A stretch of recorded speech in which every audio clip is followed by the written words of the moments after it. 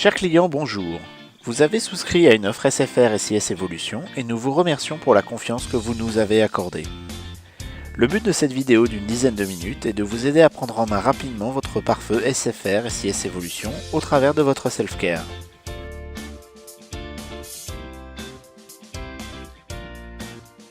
Pour vous connecter à votre self-care SIS Evolution, rendez-vous sur l'adresse https://sisevolution.sfrbusiness.com. Saisissez ensuite l'identifiant et les mots de passe qui vous ont été communiqués lors de la mise en service de votre offre SIS Evolution.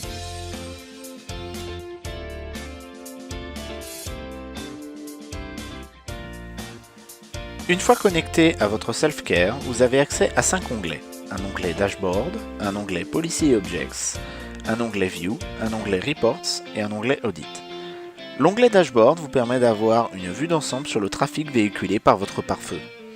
Vous pouvez voir les catégories de sites web visités, le top des sites visités, le top des applications utilisées, ainsi que le top des virus récupérés par votre pare-feu.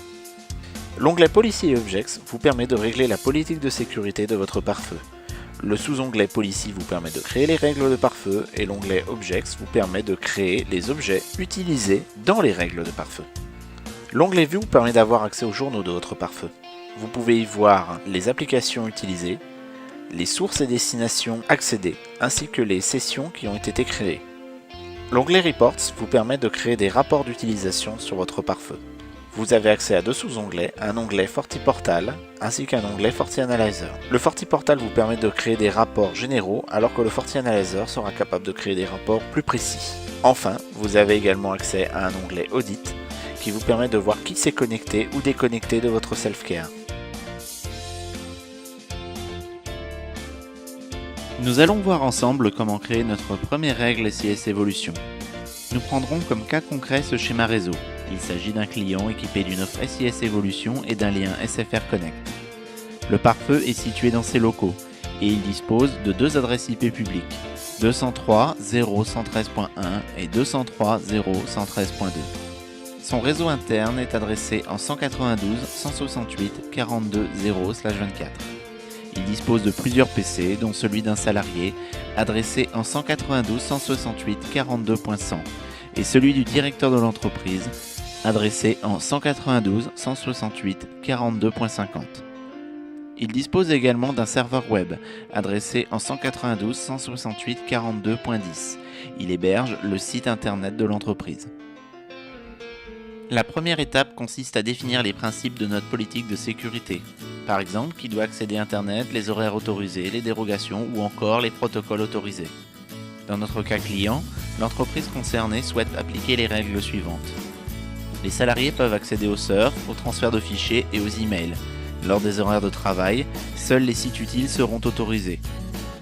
Autoriser également l'accès à Internet sans restriction pour le directeur de l'entreprise. Enfin, publier également sur Internet le site web hébergé sur le serveur. Notez bien ces informations, elles seront réutilisées tout au long de cette vidéo.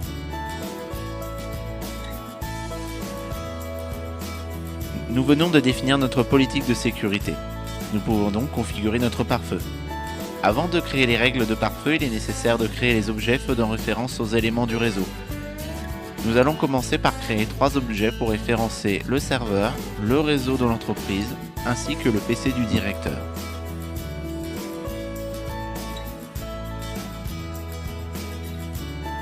Connectez-vous à votre self-care, puis rendez-vous dans l'onglet Policy et Objects, puis dans le sous-onglet Objects. Cliquez ensuite dans le menu Firewall Objects et sélectionnez Adresse. Donnez un nom à votre objet, par exemple ici Serveur Web, puis renseignez l'adresse IP. S'agissant d'un objet unique, le masque de sous-réseau est 255.255.255.255. Validez en cliquant sur Save. Répétez l'opération pour les 2 autres objets.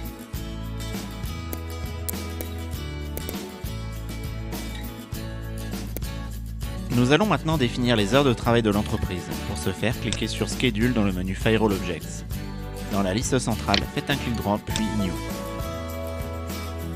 Donnez-lui un nom et cochez les cases concernées par le schedule.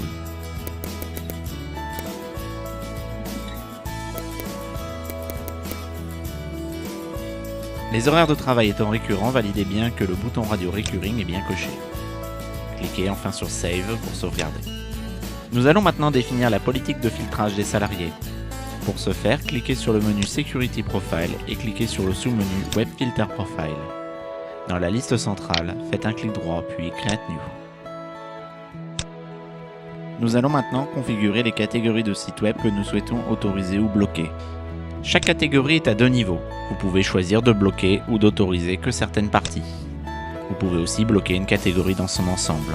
Vous pouvez par exemple cocher la catégorie Security Risk, puis faire un clic droit et choisir l'action que vous désirez appliquer. Comme vous pouvez le voir, les icônes rouge ou vert permettent de savoir si la catégorie est autorisée ou bloquée.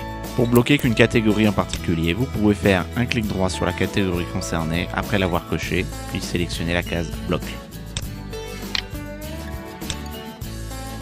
Sauvegardez la configuration en cliquant sur Save.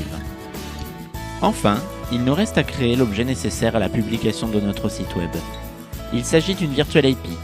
Elle permet d'associer une adresse IP publique à une adresse IP privée. Dans le menu Firewall Objects, cliquez sur Virtual IP, puis faites Create New, puis IPv4 Virtual IP.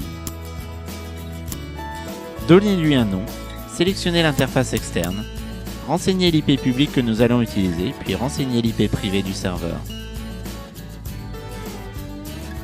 Il est possible de limiter les ports et protocoles applicables à cette Virtual IP en cochant la case Port Forwarding. Cochez le protocole et le port à utiliser. Sauvegardez en cliquant sur Save.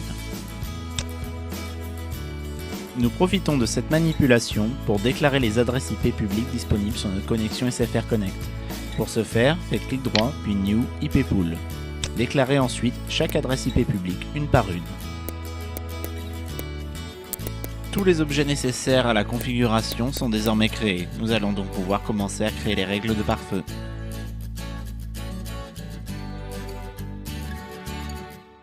Les règles de pare-feu se définissent dans l'onglet Policy Objects, puis dans le sous-onglet Policy. L'encart de gauche laisse apparaître l'ensemble des pare-feux auxquels vous avez souscrit dans votre FreeCS Evolution. Cliquez dans ce cas sur le pare-feu que vous voulez configurer. Dans l'encart central, vous verrez l'ensemble des règles déjà configurées. Votre pare-feu SIS Evolution est livré avec une règle par défaut. Nous allons insérer une règle au-dessus de celle-ci. Pour ce faire, faites un clic droit, puis Insert Above. Vous pouvez également faire Create New ou Insert Below.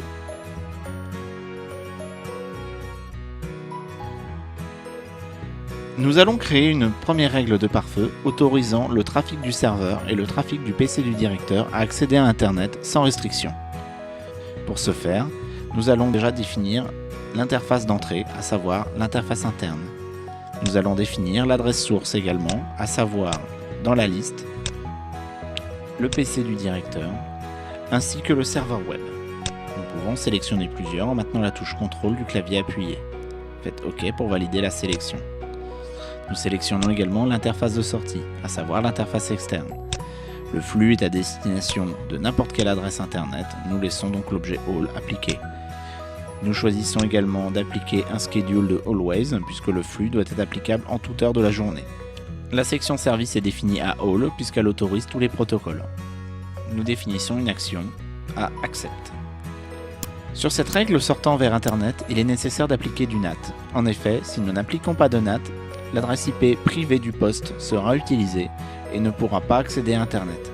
Pour ce faire, cochez la case NAT et choisissez l'adresse IP avec laquelle nous voulons sortir en cliquant sur Dynamic API Pool, puis en cliquant sur le menu apparaissant ici. Vous pouvez ensuite sélectionner les profils de sécurité appliqués. Nous allons appliquer le filtre antivirus par défaut, ainsi que le filtre Application Control par défaut. Nous n'appliquons pas d'objet Web Filter, puisqu'il s'agit d'une règle sans filtrage web. Sauvegardons les changements en appuyant sur Save. Créons ensuite la deuxième règle. Pour cela, faire clic droit puis Insert Below. Sur le même procédé, nous créons une règle destinée à l'ensemble du réseau de l'entreprise. Nous choisissons un schedule pour n'appliquer cette règle qu'aux heures de travail. Pour ces salariés, seuls les accès web, email et transfert de fichiers sont autorisés. Nous allons donc ajouter un service incluant les protocoles HTTP et HTTPS. Un groupe existe par défaut et s'appelle Web Access. Un groupe Email Access existe également et définit les protocoles les plus usuels pour la messagerie électronique.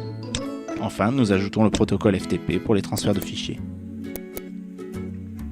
on définit l'action à Accept. Comme précédemment, il est nécessaire d'activer du NAT. Et enfin, nous activons les Security Profiles Antivirus, Application Control et nous ajoutons le profil Web Filter destiné aux salariés. On sauvegarde en appuyant sur Save. Comme expliqué précédemment, cette règle ne peut s'appliquer qu'aux heures de travail.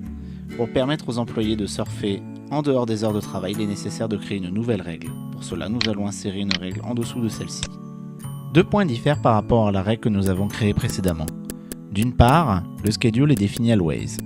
Malgré cela, la règle que nous sommes en train de créer ne s'appliquera bien qu'en dehors des heures de travail, la règle du dessus étant prioritaire pendant les heures de travail. D'autre part, nous n'appliquons pas de profil de sécurité pour filtrer les accès web. En effet, le surf est libre en dehors des heures de travail. Il nous reste à créer la règle permettant d'accéder à notre site web. Pour ce faire, nous allons créer une règle en tête de liste. Nous allons donc faire Insert Above sur la première règle. Nous définissons l'interface d'entrée comme celle externe et nous laissons la source adresse à All. En effet, n'importe quel visiteur doit pouvoir accéder à notre site. En Outgoing Interface, nous définissons l'interface interne. En adresse de destination, nous allons choisir notre VIP. Et au niveau des services, nous allons activer uniquement l'HTTP. Il n'est pas nécessaire cette fois-ci de cocher du NAT. En effet, la VIP effectue déjà ce travail. Enfin, nous désactivons la règle configurée par défaut. Pour ce faire, nous faisons un clic droit, puis Disable. L'ensemble des règles que nous venons de créer n'est pas encore appliqué sur le pare-feu.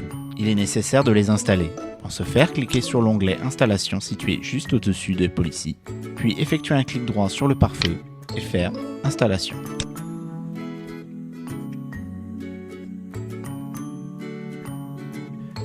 Une fois l'installation terminée, l'icône auparavant rouge, située à gauche, est désormais verte. Le statut qui était au départ à Modified est ici à l'état Installed.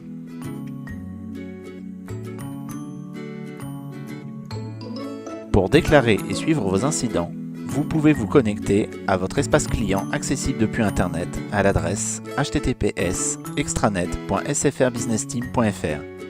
Si vous souhaitez contacter le service client par téléphone, vous pouvez appeler depuis votre téléphone fixe le 0811 907 907.